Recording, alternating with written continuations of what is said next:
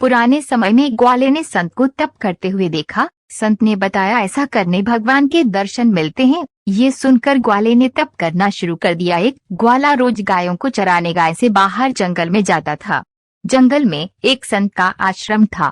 वहाँ संत रोज तप, ध्यान, मंत्र जाप करते थे। ग्वाला रोज संत को देखता तो उसे समझ नहीं आता था कि संत ये सब क्यों करते हैं। ग्वाले की उम्र कम थी। संत के इन कर्मों को समझने के लिए वह आश्रम में पहुंचा और संत से पूछा कि आप रोज ये सब क्या करते हैं।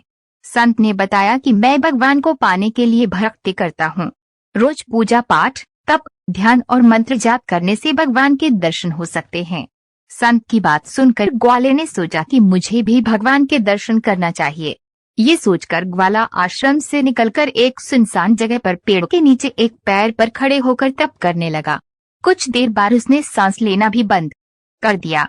ग्वाले ने सोचा कि जब तक भगवान दर्शन नहीं देंगे मैं ऐसे ही रहूंगा। छोटे से भक्त के इतनी कठिन तपस्या से भगवान बहुत जल्दी प्रसन्न हो गए। वे ग्वाले के सामने प्रकट हुए और बोले कि पुत्र आंखें खोलो, मैं तुम्हारे सामने आ गया हूँ। ग्वाले ने आंखें खोले बिना ही पूछा कि आप कौन हैं? भगवान बोले कि मैं वही ईश्वर हूँ जिसके दर्शन के लिए तुम तप कर रहे हो। ये सुनकर ग्वाले ने आंखें खोल ली, लेकिन उसने ईश्वर को कभी देखा नहीं था। वह सोचने लगा कि क्या यही वो भगवान है? सच जानने के लिए उसने भगवान को एक पेड़ के साथ रस्सी से बांध दिया। भगवान भी भक्त के हाथों बंध गए। ग्वाला तुरंत दौड़कर उस संत के आश्रम में पहुंच गया और पूरी बात बता दी। संत ये सब सुनकर हैरान थे। वे भी तुरंत ही ग्वाले के साथ उस जगह पर पहुंच गए। संत उस पेड़ के पास पहुंचे तो वहां कोई दिखाई नहीं दिया। भगवान सिर्फ ग्वाले को दिखाई दे रहे थे। संत ने बताया कि मुझे तो यहाँ कोई दिखाई नहीं दे रहा है। तो ग्वाले ने भगवान से इसकी वजह पूछी। भगवान ने कहा कि मैं उन्हीं इंसानों को दर्शन देता हूँ जो निस्वार्थ भाव से मेरी भक्ति करते हैं।